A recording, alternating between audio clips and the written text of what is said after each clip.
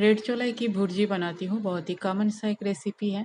Red चोलाई की काफ़ी सारे रेसिपी मैं ऑलरेडी अपलोड कर चुकी हूँ मेरे चैनल पे। आज एक सिंपल सा रेसिपी आप लोगों के साथ शेयर कर रही हूँ। रेसिपी पसंद आई तो मेरे चैनल को लाइक शेयर और सब्सक्राइब जरूर कीजिएगा। वेलकम टू माय चैनल फान विद कुकिंग। तो चलिए शुरू करते हैं। लाल साग को मैं अच्छी तरह से धो के साफ कर लिया। उसके बाद छोटे छोटे टुकड़े में से काट लिया। तेल मेरा गर्म हो गया है। 1 चम्मच जीरा डाल देती हूँ और साथ में काटी हुई प्याज, लहसुन और एक छोटा सा हरी मिर्च को मैं चॉप करके रखी थी, उसे डाल दिया। प्याज लहसुन को पहले फ्राई कर लेती हूँ।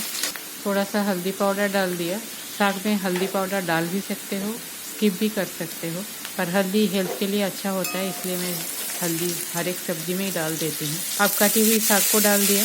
फ्लेम को लो करके कढ़ाई को कवर कर देती हूँ और इसे अपने मॉइस्चर में पकने देती हूँ 2-3 मिनट। 2-3 मिनट हो गया है। एक बार चेक कर लेती हूँ। साग काफ़ी रिड्यूस हो गया है।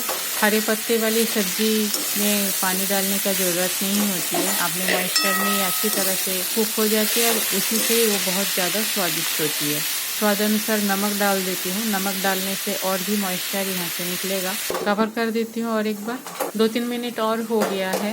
एक बार चेक कर लेती हूँ। साग मेरा ऑलमोस्ट बन गया है। फ्लेम को हाई कर देती हूँ और एक्स्ट्रा मॉइस्चर को इवापोरेट कर लेती हूँ। साथ में डाल देती हूँ 1 चम्मच खसखस और थोड़ा सा सफ़ेद तिल, जो साग को और भी टेस्टी बनाएगा, देखने में भी बहुत अच्छी लगती है। अब साग को अच्छी तरह से मिक्स कर लेती हूँ और थोड़ा सा मैश कर देती हूँ, जिससे इसका टेक्सचर बहुत अच्छा आएगा। बस ये हो गया है। गैस बंद कर देती हूँ। लाल साग की भुर्जी बनके तैयार है। बहुत ही स्वादिष्ट होती है और बहुत हेल्दी होती है ये लाल साग।